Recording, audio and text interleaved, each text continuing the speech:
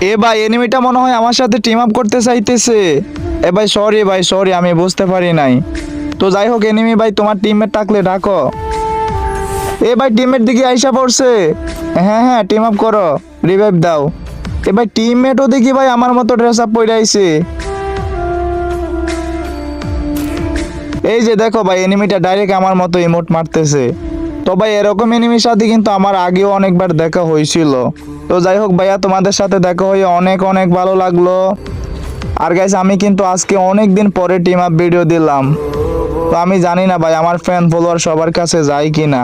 তবে যাদের কাছে যায় তোমরা একটু আমার ভিডিওগুলো রিপোস্ট কপি লিঙ্ক করে দিও, যাতে আমার আগের ফলোয়ার সবার কাছে ভিডিওগুলো পৌঁছায়।